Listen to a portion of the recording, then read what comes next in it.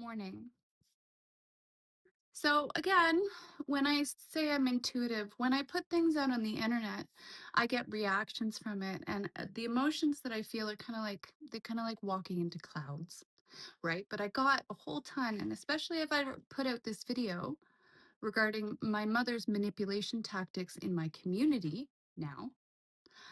When I put out this video, I got a ton last night, so I spent most of last night in tears. Morning. I can't always tell who they're coming from, except when I have emotional ties with people. Um, and that includes like family members. And then I can usually get some sort of a sense. But a lot of the times it's like I'm going in blind and it's just like I've gotten this wave of this cloud of emotion and I'm not really sure what to do with it. Now, last night they were absolutely massive. Like I got backhanded with it, which just tells me how correct I am. How pathetic. You're pathetic. Now, the level of malice that my family has and the level of malice that my ex has is not rational. They have neurological health problems.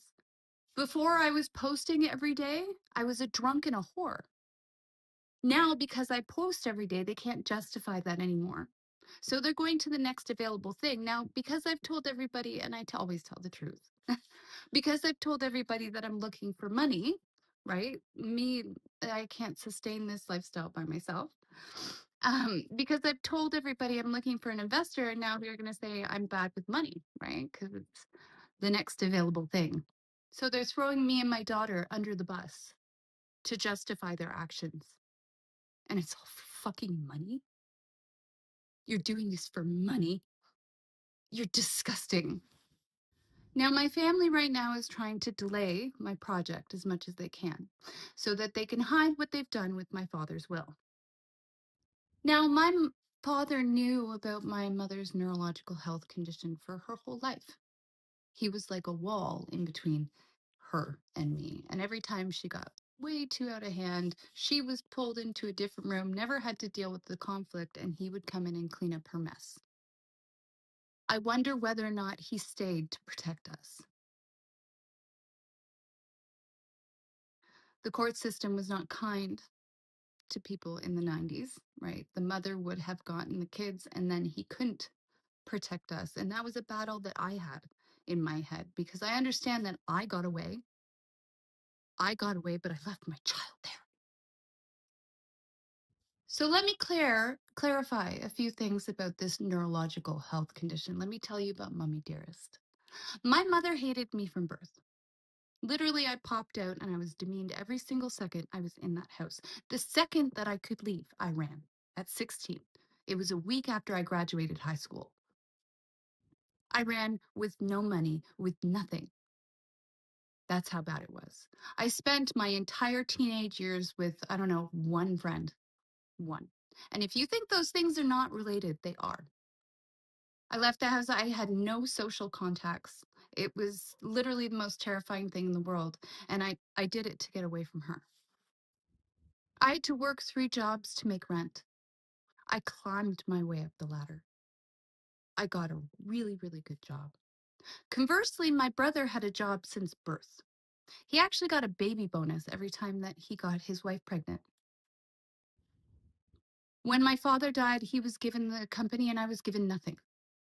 Nothing but lies from the people that should have ethics.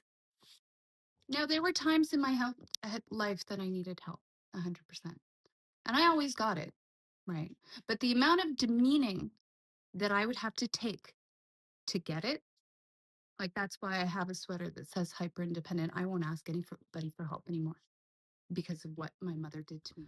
Now, my mother would happily have me institutionalized right now. Stories sound familiar? I am standing here with generations of women behind me. I got absolutely raped in my divorce. I was left with all the debt from a housing project and then blamed for everything. I signed off on my separation agreement without legal counsel because I couldn't afford it. Now, could my parents have come in and saved me or helped me the entire time? Yes, and I think my father was fighting for it. I think they were having conflicts at home. Did I ever get that help? No, I didn't. At that point, my ex was positioning me to take my daughter away from me, and I knew it. And at the time, I had such an extreme panic condition, I can't even describe it to you. It's like I spent every day like this. And it's like I can go back there easy. I don't want to do that. And they're both, at that time, they were both having me stalked. Now, as an intuitive being stalked, you feel it. So there's half of your anxiety condition right there.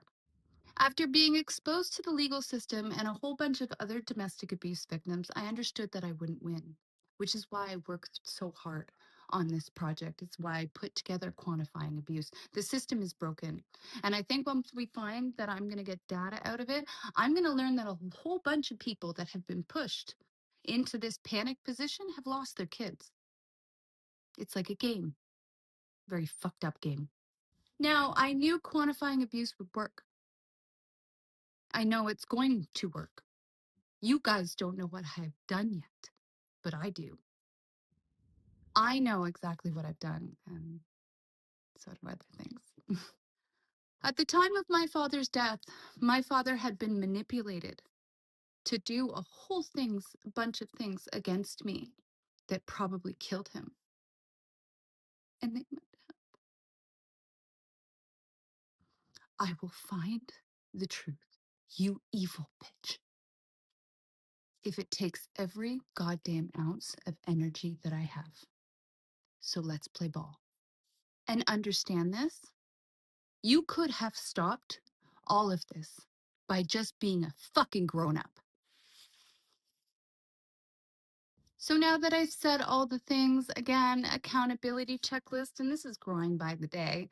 So again, this is the law firm that lied to me about my father's will. This is the lawyer that lied to me to my face. Hi, Sonia. I'm expecting to hear from you. And we're going to add one more, Mark Hinchcliffe. I know this one. I've met this guy personally. Hi, Mark. Mark has a CPA, so we're going to put that on our letter list. And I hope everybody has a great Saturday.